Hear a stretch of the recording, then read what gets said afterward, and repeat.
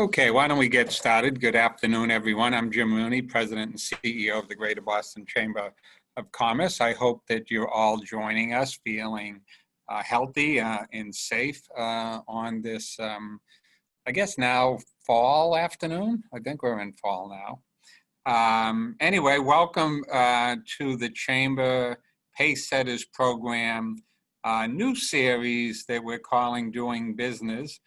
Today, we're featuring the Boston Red Sox. So this is an event that will discuss the ways that you might be able to do business with the Boston Red Sox. So we're very excited about that. In introducing this session, I will say that the Red Sox and the people that you're about to meet, particularly Tim Zhu, are not new to Pacesetters. In fact, Tim was one of our early adopters and one of the leaders of the program, so we thank him for that personally, but also thank the Red Sox for their leadership over the years on so many issues related to community, race relations and inclusion here in Boston. Always willing to open up the ballpark for events related to this subject matter, always willing to find a way to be at the table when the topic is being discussed and finding ways to lead. So, so this is not just one of our beloved sports teams here in Boston. This is an organization that gets it and is truly on the team of moving Boston forward. So I want to thank the Red Sox for that. So a little bit about the Doing Business series. When we talk to Pacesetter Supplier companies, some of the suppliers that are on today and others, they talk about the challenges of understanding just how do you get access. How does this construction company or this financial service company or today the Red Sox, how do you even know when they're going to buy something or what kinds of things they're going to buy or what policies they have? And what we found is that while there's some similarities, there's a lot of differences. There's a lot of ways that they advertise, for example, the goods or the services they're about to buy. And there's different types of things that they buy. So, so we think this is good. Later in the program, I know my colleague Bea Jimenez will let you know more about some future Doing Business series, but this is an attempt to bring some transparency and to demystify the process and do it one company, one organization like the Red Sox at a time. The other goal here is that we know that when we talk about the wealth gaps in Boston and in Massachusetts, we know that there's many solutions. There's no silver bullet or we would have done it already.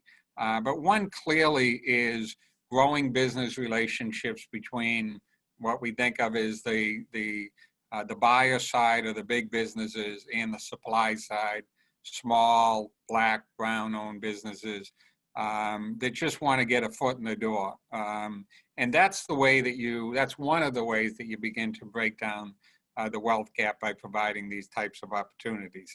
And that's the goal of the Pacesetters program, just to connect people, suppliers, buyers that are buying goods and services with suppliers.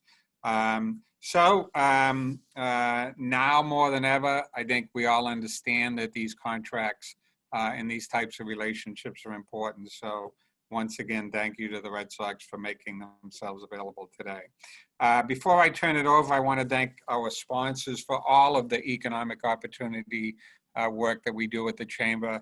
And that's John Hancock and Eastern Bank, two well-known Boston names of companies that are just front and center and leading the charge on discussions about equity, inclusion, and race relations here in Boston.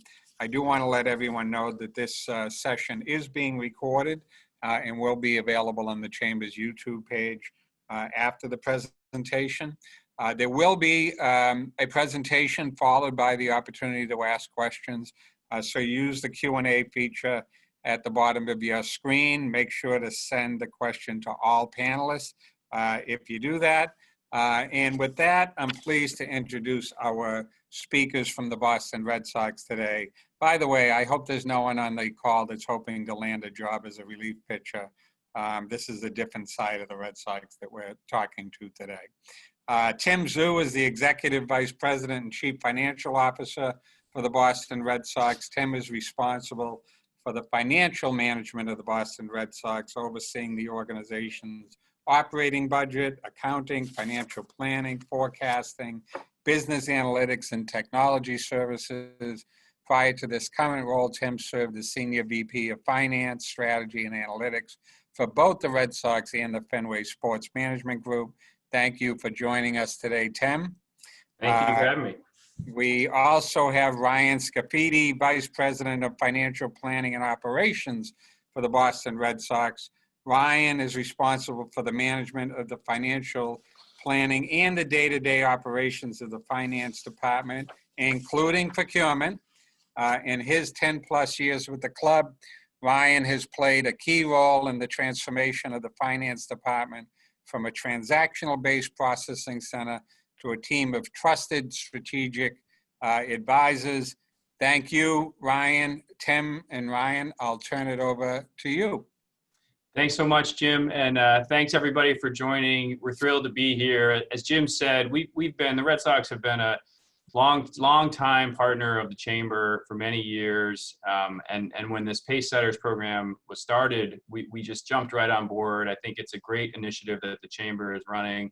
We're thrilled to be a part of it. We've made some great relationships with other Pacesetter members. We've met a lot of great Pacesetter suppliers. We're thrilled to meet some more today, really just to continue the conversation. And I just want to thank Jim and Bea and Casey, and I don't want to start naming, I'm sure I'm missing names, but everybody at the Chamber that works so hard to try to, connect these vendors to the supplier, or to suppliers, to the companies, to ensure that this initiative is successful, and we want to do our part. So I think my hope is today to just walk you guys through, only a handful of slides, but really to give you a flavor, like Jim said, to how we think about procurement, how we think about new vendor relationships, and how we can sort of hope to start new partnerships and contacts. The one thing that Jim said that I disagree with, if you know how to throw a baseball, you might be able to apply to be a relief pitcher for our team. If you've watched our team this year, pitching is not our strength, so we'll take those applications at the end of the Q&A as well.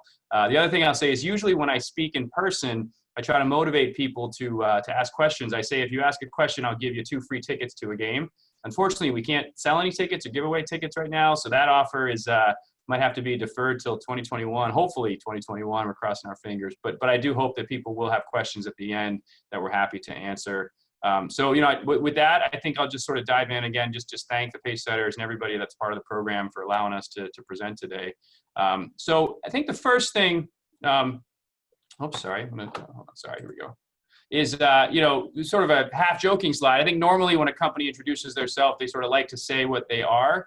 My hope is that most of the attendees in the audience know what the Boston Red Sox are. We are fortunate that we are a well-known brand. We're actually a fairly sort of medium-sized business. We're not a large business. We have about less than 400 employees, but we're a large brand and certainly a large presence in the Boston market. On this slide, it's really just a couple of bullet points. Hopefully, again, if you're a Red Sox fan, you're aware of this. Lot of history. Started in 1901. Fenway Park was built in 1912. We have the oldest active facility in North America. We've had a lot of success over the last 16 years, maybe not so much this year. This year's been a challenging year, as for those of you that have followed. But you can see the chart on the upper right-hand corner, 10 years, 10 postseason qualifications, 4 World Series championships. We've won the most World Series in the last 16 years, second in MLB postseason victories. And we're proud about sort of what we've done. Obviously in 2004, I don't think anybody that's a Red Sox fan will forget that year of breaking the curse. But you can see we did it again, of course, in 07 and 13, related to the Boston Strong year and the marathon bombing, which was really an emotional celebration for a lot. And then, of course, in 2018, arguably, I think the best Red Sox team ever assembled, winning 108 regular season games on its way to 11 postseason wins and another championship. Off the field, we feel like we've been able to use the fan passion and loyalty to be able to drive revenues and allow us to reinvest in players in Fenway Park. And so that's a big part of, what we view as sort of the cycle of making sure we have a competitive product, getting fans to come to Fenway, and then ultimately reinvesting those proceeds into Fenway Park and the player. And we're fortunate to have a massive fan following. We're second in baseball in terms of social media following. We've got over 9 million followers on the primary social media channels. And again, I know this isn't about purchasing. This is just sort of who is the Boston Red Sox. I'll dive into the more important content in a minute. But I did just want to start with sort of level set of the Red Sox. This next slide, I think, is important because, to Jim's point, we really have felt really passionate about social justice. Many of you that I'm sure live in the market probably recall, the Adam Jones incident that happened several years ago, and there have been other incidents. And I think that we have been very honest and transparent about frankly a fairly checkered past of race relations. If you go back to the Tom Yawkey years, when he was the owner, we were the last team to integrate and have an African American player. These are things obviously that our current ownership group wasn't a part of, but at the same time, they're important to us to make sure that we publicly take a stance, we publicly support all of these social justice initiatives, and we've really tried our best to do that. You can see some of the images on this slide, on the left side of the slide, the very large, I think it's 250-foot banner on the Mass Pike, Black Lives Matter, Black Lives Matter and the Green Monster,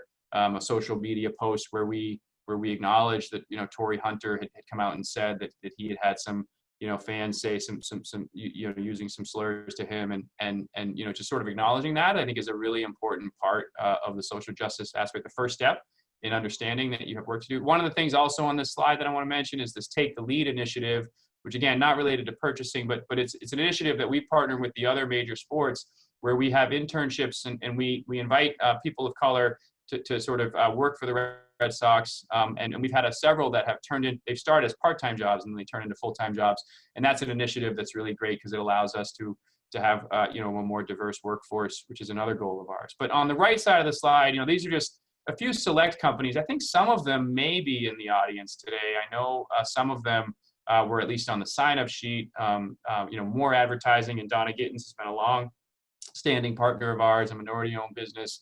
The Windwalker Group, Herbie, who I met through the Pacesetters program, and we developed a business relationship with, who's a phenomenal person. I don't know if Herbie's in the audience, but if he is, I'd like to give him a shout out.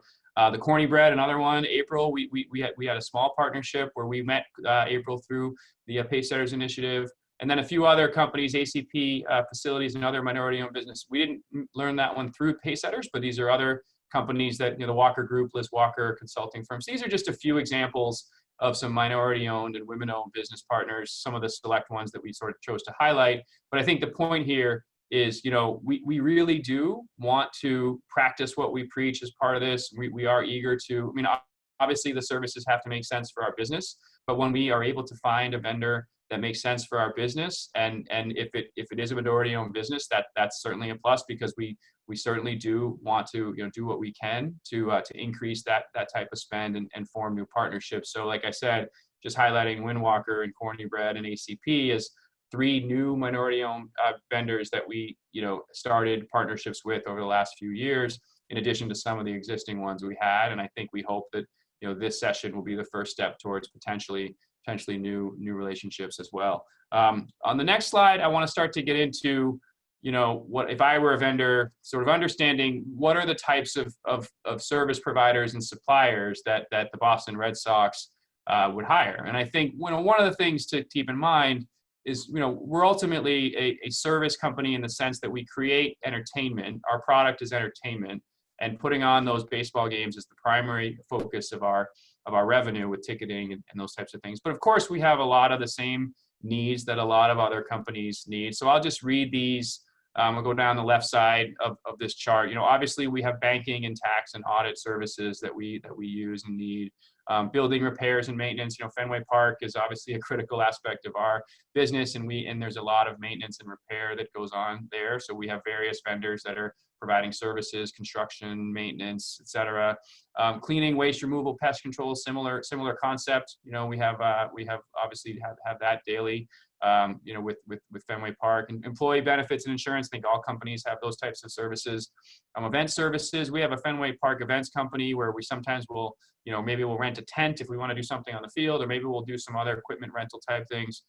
Field maintenance is a little unique, but we do spend quite a bit of money on just maintaining the field. You see that perfect green Fenway Park grass. There's a lot of effort going behind the scenes with equipment and grass and sod and those types of things.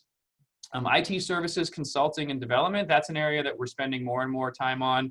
Recently, we have a pretty sophisticated data strategy, and we've been doing work with companies like Salesforce and then some consulting companies that have helped us implement those types of things. So I think technology is certainly a focus of ours. Office equipment repairs, maintenance, copiers, these types of things.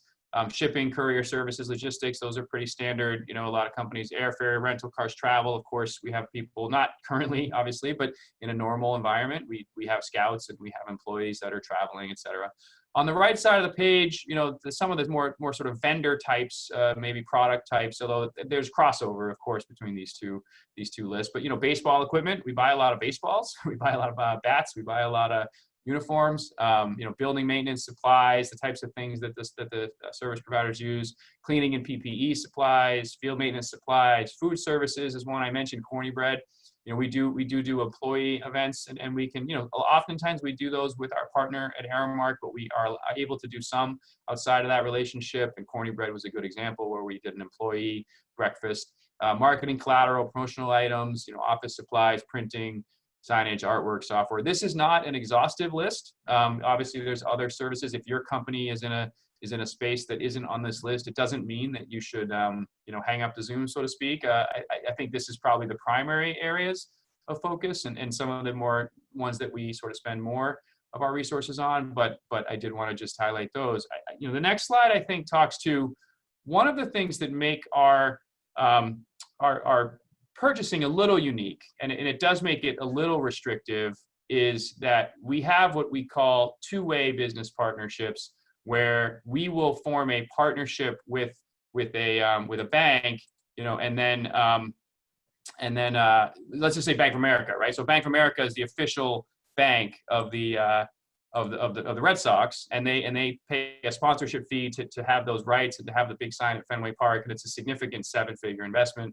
And as part of that, there's an expectation that we're going to do our banking with them. You know, it wouldn't make sense, with all due respect to Eastern Bank, who's a phenomenal partner, and Jim gave them a shout out, but given the Bank of America investment as a sponsor, there is somewhat of an expectation that we would do our banking, or at least the banking that aligns with their, you know, business. So in some cases, you know, Bank of America, just on this list, I'll point out a few of them.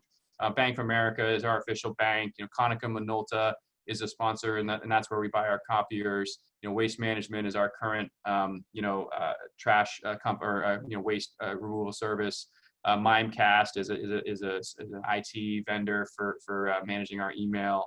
Dell EMC with the EMC Club we purchased. So I just point this out only just to make the point, not that this puts full restrictions on some of our things, but it does make some things in some cases more challenging, because especially for the larger partners, in some cases, the contract actually does specify that the business services are exclusive to that company. In many cases, it's not contractually exclusive, but there's an expectation that as long as the service is comparable to other competitors. So it doesn't rule out everything, but it does make some of the categories a little more challenging to establish new relationships with. I just wanted to put that on the table just to sort of make it clear. And this next slide is the same slide. Sorry, go back here. But just highlighting some of those that might be harder, you know, given the sponsor relationship. So the banking is I mentioned Bank of America. You know, Waste Management I mentioned on the waste removal. Blue Cross is a partner of ours on the benefits side. You know, FedEx on the shipping side. National Car Rental on the rental car side, New Balance and 47 brand on the baseball equipment side, Aramark on the food services side, you know, WB Mason, et cetera. You know, again, I do think I want to reiterate that even though Aramark is listed on this as an example with a gray food services, that doesn't mean that we're not able to do more. We did Corny Bread and we can do others. It just means that we have informal restrictions on what we can do, but at the same time, we're eager. If there are food services companies in this audience, it's certainly something we'd love to talk about, to be able to diversify the types of things we're doing on the food service side, especially for our employees, because our employees love a good free meal. And even though we don't have people in the office today, it's something that when they come back, that's something we can certainly talk about. So the other part of this I wanted to talk about is I'm going to turn this over to Ryan and really walk through the step-by-step process of how we evaluate and ultimately onboard a new vendor. So Ryan, I'll turn it over to you, and you can take this slide. Okay. Thank you, Tim. And hi, everyone. As mentioned, I'm Ryan Scaffidi. I'm the Vice President of Financial Planning and Operations here at the Boston Red Sox. Part of my responsibilities include procurement.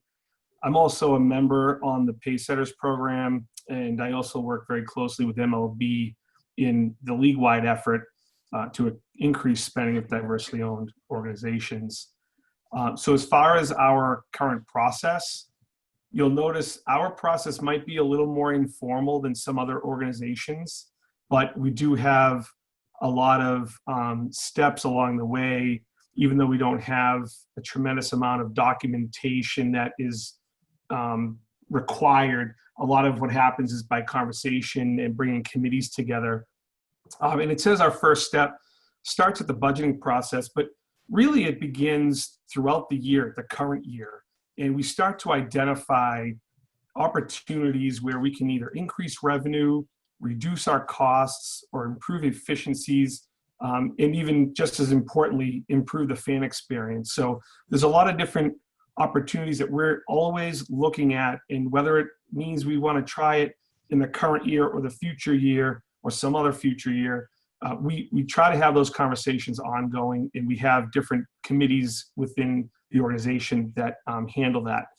But an idea may start off in a particular department, and people will talk internally about how they can improve their own departments with those objectives in mind. And before we get to the formal kickoff of the budget, a lot of times the different senior leaders will get together and try to see if there is some sort of inkling that they will receive some initial buy-in to the initiative before formally requesting it through the budget process. Once October rolls around, we kick off our budget process, and now it becomes more of a formal ask process. And once we determine which projects and initiatives we think the budget committee would also agree are priorities for us, we then go to them by way of our submission and say, okay, now this is something we want to do. At this point, we don't really have in mind a particular provider, supplier, construction company, or vendor, I guess is another way to put it. We just have an idea and a concept that we believe will help us toward those objectives. At that time, the budget committee will come back and say, okay, well, let's start to look at the return on investment of this initiative. And does it make sense with the corporate goals? But also, where does it fall in the priority of what we want to address in the upcoming year? And provided the budget committee and everyone involved agrees, at that point, it now becomes an approved project or initiative. And now we're starting to narrow down what it is we actually need in detail and who might be the right candidates for this particular initiative.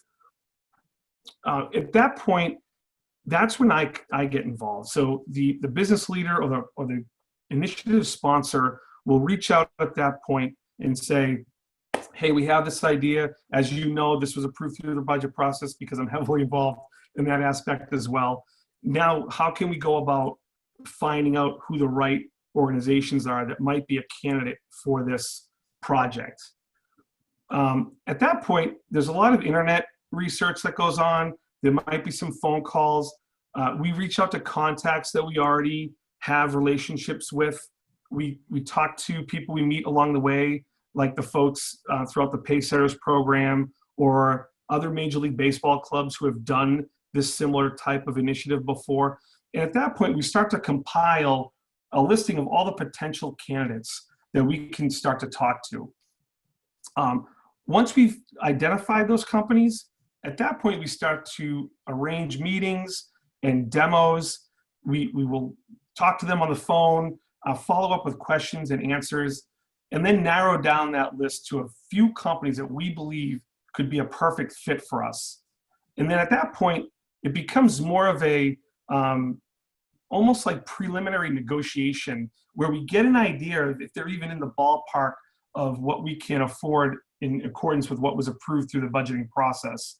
We want to know which of those candidates are the best balance between quality, scalability, price, and then we begin to get a little more detailed within the economic terms of those arrangements, and we start to cut down on some of the candidates if they can't meet the requirements that we have. Once we're confident that we've made the right decision, at that point, we'll then cut loose any of the other organizations that we've been talking to, and we'll finalize the terms in the contract. And at that point, the onboarding process begins, where we in finance will start to create the relationships within the finance organization of the supplier or provider, and we'll start to get them set up on their profile within our accounting system, and we'll prepare all the necessary documents so that by the time we're ready to begin processing invoices, all we have to do is receive the invoices, get the approval internally, and then get them paid in a timely manner.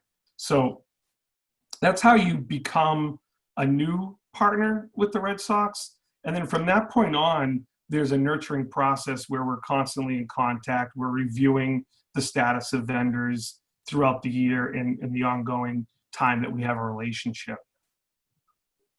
Great, Ryan. And the only thing I would add with a great summary is this is the formal process that goes through the budget approval, but there's very often, as Ryan pointed out, approvals that happen off cycle outside of that process. So for example, the corny bread example, which was a small investment, but it was something small, that was just a single conversation and we made the decision without any other intervention. The Windwalker process that I alluded to earlier was not part of a normal budget process. It was a conversation that Herbie and I had over lunch. We identified a need that was something we actually didn't have planned. It was an online training website for our security, something that our security people actually love to do, but they didn't think that the budget committee would approve it. And ultimately we did it outside the cycle. So I don't want you all to think that this is the only way to get in the door. This is the more formal way, which we thought we would make clear as to how it sort of works. But certainly if you have a service that you do, I saw one of the questions I'll get to in the Q&A about an event planner, and you don't have to wait till, our budget cycle is about to start, as Ryan said, but we can have those conversations at any point in the year. And so I don't want to, discourage people from doing that. This is more the formal part. To your point, this is more for the large scale, large magnitude type projects. And we're constantly working with the managers on a daily basis on those smaller type projects that don't require this process. Right. You're right. And I do see questions in the Q&A, and we will get to those at the end of the presentation. So if you do have questions, please continue to submit them. I will address those when we finish. There's only a couple more slides, really. So we'll do that. But hopefully that gives you a flavor for sort of how the process. And Ryan really does run that process from the standpoint of the procurement in partnership with the budget managers. So, he works with them. They'll come up with the ideas. He'll vet the ideas. He'll work with them on vendor selection and ultimately all the economic terms. So Ryan is really the best person that rides shotgun on all those conversations. This next slide, I don't want to make it seem like all I'm doing is giving reasons why we can't have new partnerships, but I do want to be realistic and just make the point. This slide talks about, I'll sort of start, this line on the top of this chart is intended to demonstrate that, companies where they're thriving. And that's sort of, these companies, and I'm sure there's many others, but these are pretty obvious ones. We're all on Zoom right now. I've been living on Zoom. Zoom, I think, is probably soaring given what reliance on working remotely. Amazon is obviously doing well. They're delivering all sorts of things to people's homes. Netflix is doing well. People are watching more those types of services. FedEx is shipping things all over the place. Walmart, Stop and Shop. Charmin was a little bit of a joke, but I remember early on in the pandemic, you could not find any toilet paper, and I think they were doing well. And I think, obviously these are companies that are thriving and their revenues are up and they're, doing well. I think if you look at the other end of the spectrum, and you think about the companies that are challenged, just a couple of examples: cruise ships, not doing so well right now, airlines like JetBlue, movie theaters, hotels, casinos. And I think when you think about where do the Red Sox fit on this spectrum, we are pretty much on that side of the chart, and this bar chart is illustrative, but I do think that, the first bar chart is actually accurate. Our revenues this year, without tickets and with only a 60-game baseball season, we're down over 80% from what we had expected. We've had to make difficult choices. I'm sure many of you might have seen, there was, it was reported in the news. We unfortunately last week had some position eliminations in terms of a restructuring as we try to adjust to, our business with less revenue. And I think we envision that we will work our way back to sort of where we were in a new normal, but I think we envision that it will take time. I mean, this is an illustrative chart. That's not, those aren't real projections, but I think the point is, even next year, it's not clear that we're going to be able to sell tickets without restriction. There's some scenarios that think we might be selling tickets in a socially distanced 20% capacity. There's some scenarios that think we might not be able to sell them at all. So all that, the point of that is, I think COVID has put more pressure on our, our business and making some of these new things, more challenging. So there will probably be a little more scrutiny in the short term on some of these relationships that I just wanted to sort of put out there as a sort of manage expectations. So I think that's actually the last content slide, and I'm going to leave this one up while we get to the questions. But I hope that sort of gave you guys a flavor for how we think about new vendor relationships and managing existing vendor relationships. I hope our business a little bit. I did see a bunch of questions in the chat, so I guess Bea or I'll just start answering questions. Is that the next step? I'll just sort of I don't know if that's the right way to do it, but so I see some in here right now. So I'll just read them too. How does the Red Sox work with event planners? I'm a minority woman-owned company and would like to work with the Red Sox or be listed as a vendor on your list of external events who want to execute events at Fenway. I think that is a great idea. I would love to follow up with you, AJ, personally. We do a lot of, obviously, events at Fenway. We have an events department, and we have the people that have the experience to help people, manage events. But at the same time, we definitely do use external event planners, especially for larger events that are more unique. And so I would love to be introduced to you, AJ. So I think please jot down my email address or my cell phone number and reach out to me directly, and we can have a conversation about that to see what's possible. We're not doing obviously as many events these days, but we will be doing them again. So I'm gonna just click answer, I guess. Okay, so I guess I just answered that, sorry. Another one, what are the top 3 priorities on spending your company will have in the next 12 to 18 months? All right, I'm gonna answer that one. This is a half joke, but it's half serious. I think we're trying to manage our resources as much as possible in our people. And what I mean by that is, some of my spending priorities are to be able to, maintain our limited resources given the limited revenues we have, and focus them mostly on, our people. We did have to make difficult decisions, as I alluded to last week. Earlier in May, we made difficult decisions and adopted pay cuts. I'm hoping that we're going to be able to restore some pay soon and sort of, do some things for our important people that are working so hard. So that's not obviously answering your question about vendors.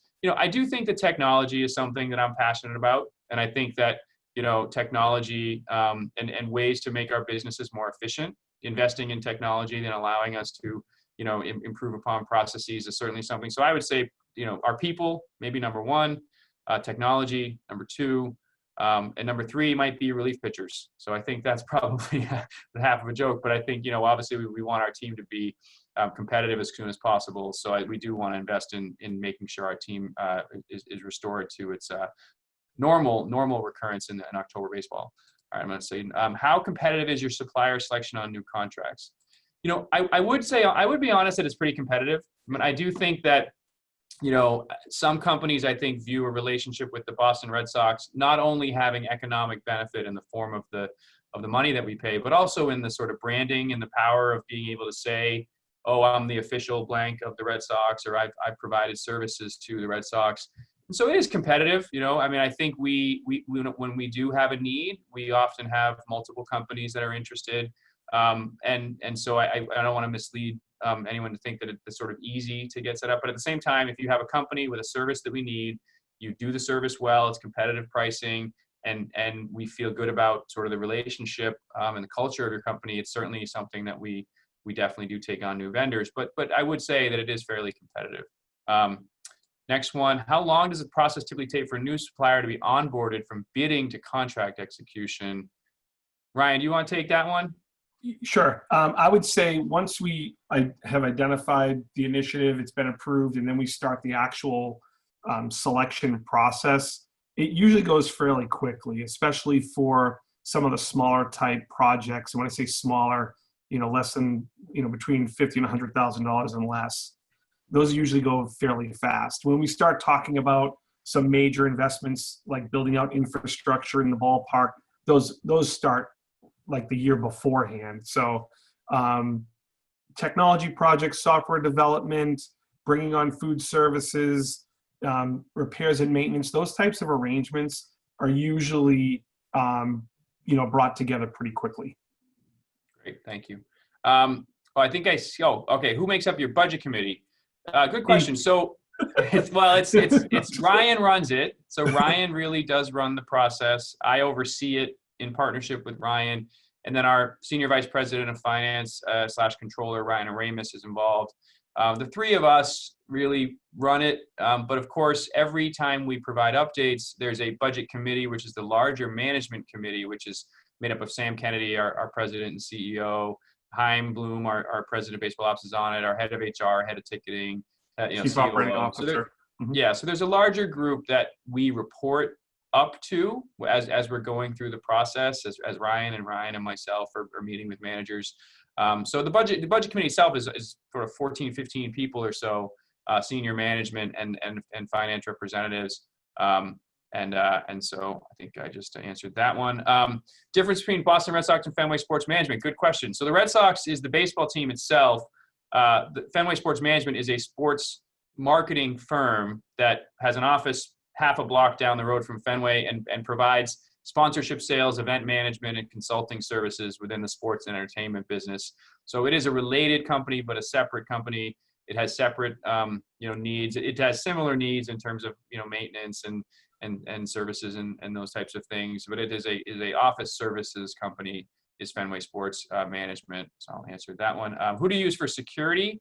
A lot of our security is done in-house. We hire our own, part-time employees to manage security. But Brian, who do we use for a third party around? There's actually a couple of different companies, and we use them for our 24-hour service. We have a company down in Florida. So there's a few different companies, Tim, that we use, but I'd be more than happy to handle that one offline. Yeah. So if somebody does provide service security, it's something that we do have existing relationships. So it wouldn't be easy that we enjoy. We have a long standing, but at the same time, it's not an exclusive relationship. So we're certainly open to discussing possible ways to, marry that with others. So I think I got that one. Sorry.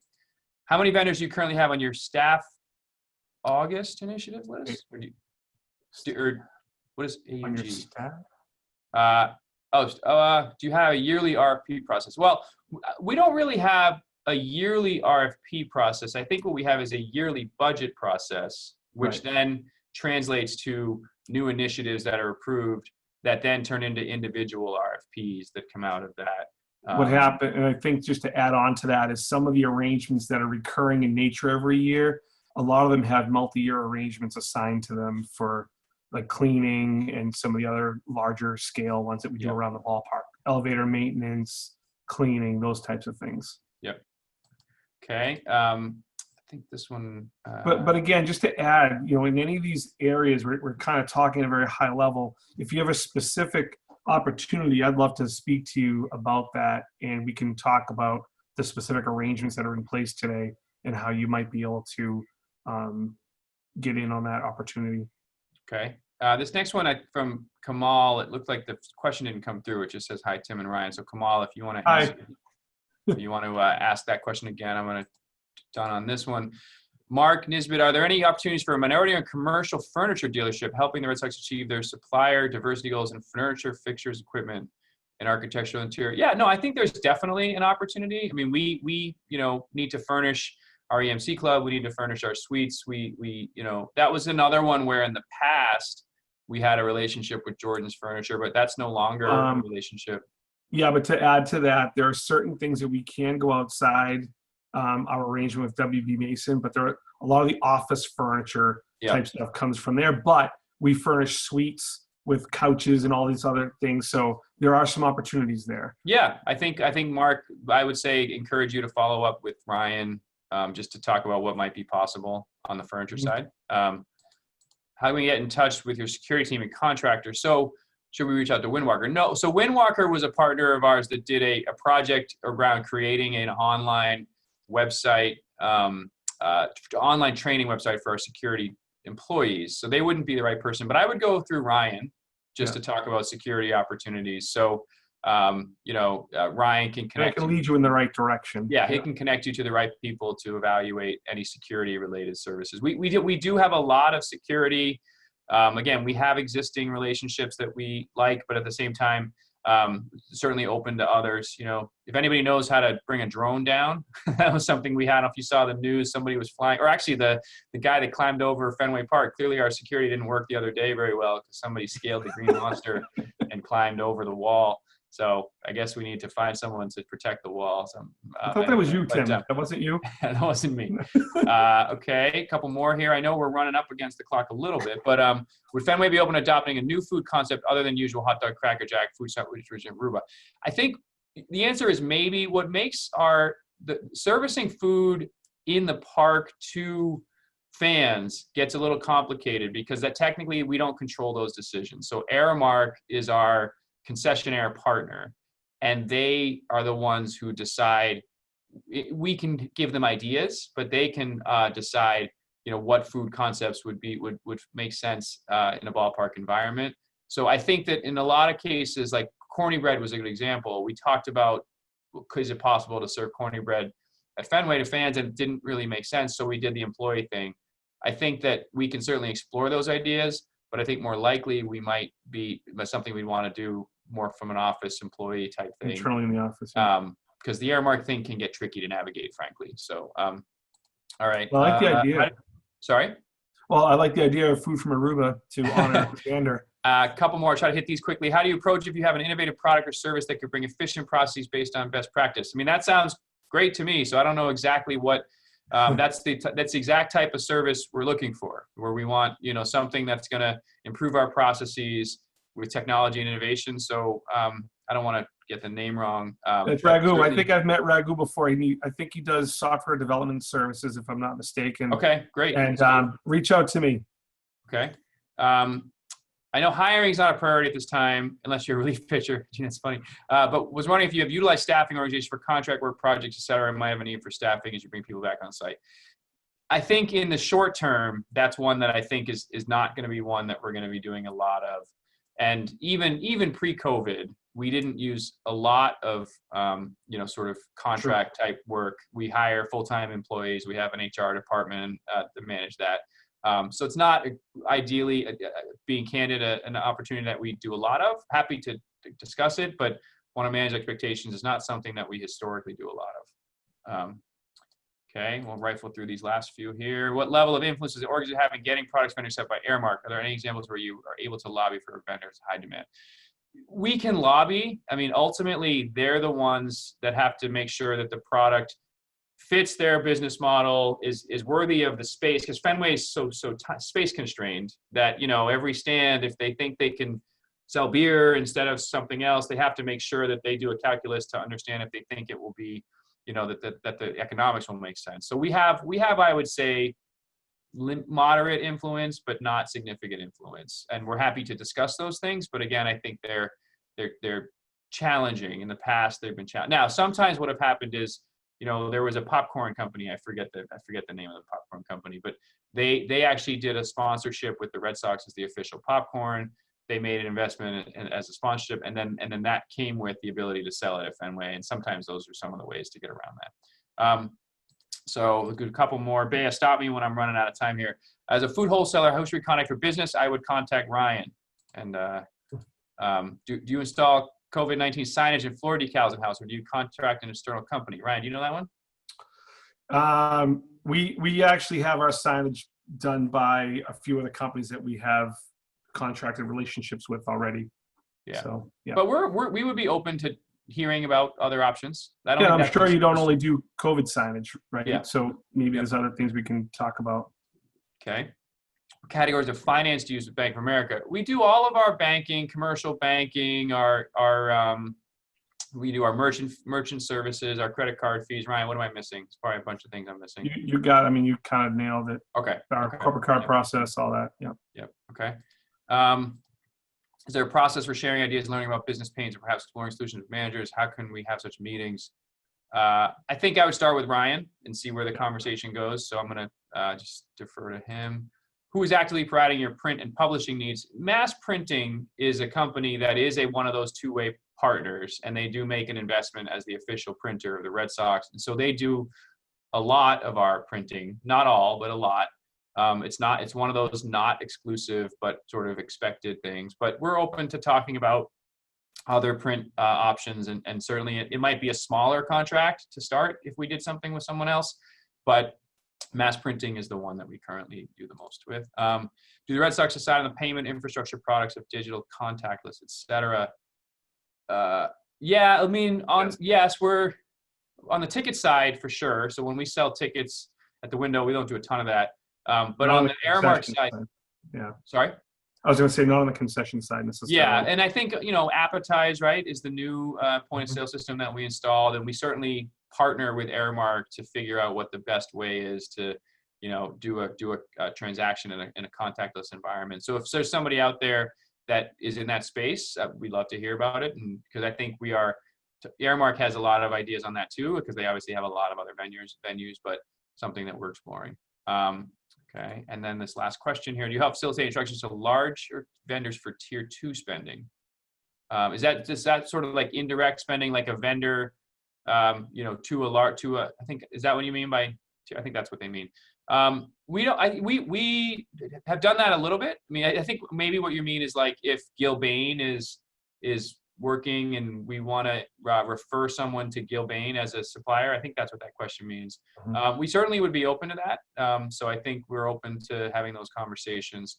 We don't do it a lot formally, but we definitely are open to doing that. So I think I got all these questions. But I know you said about this time is when you wanted me to turn the mic back over. So let me know if you want to take over. She's okay. Here. Yeah. Thank you both so much. And thank you to our audience for these great questions. Thank you, Tim. Thank you, Ryan. And thank you to our CEO, Jim Rooney, for making sure that our Pacesetters program is a strong one. As you can see on this slide, Tim and Ryan have been sharing their information. So please make sure to reach out if there was a question that we were not able to get to through our program today. Thank you so much, Tim and Ryan. As we are wrapping up our program, I also want to share there are more events in this series coming up.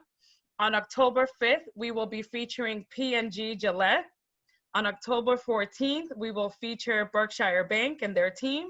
And closing the month in October will be Blue Cross Blue Shield of Massachusetts on October 28th. Please make sure to check out the chat. We are dropping the registration links so that you can go ahead and register for those events today. Thank you everyone for joining us. Make sure to stay safe and healthy, and thank you for your time today. We'll take those relief pitcher applications via email too. If anybody has a video of you pitching, especially if you're left-handed and you can throw 95 miles an hour, we'll take you. Well, there you go. That's your invitation to join the Boston Red Sox. Thank you, everyone. Have a great evening.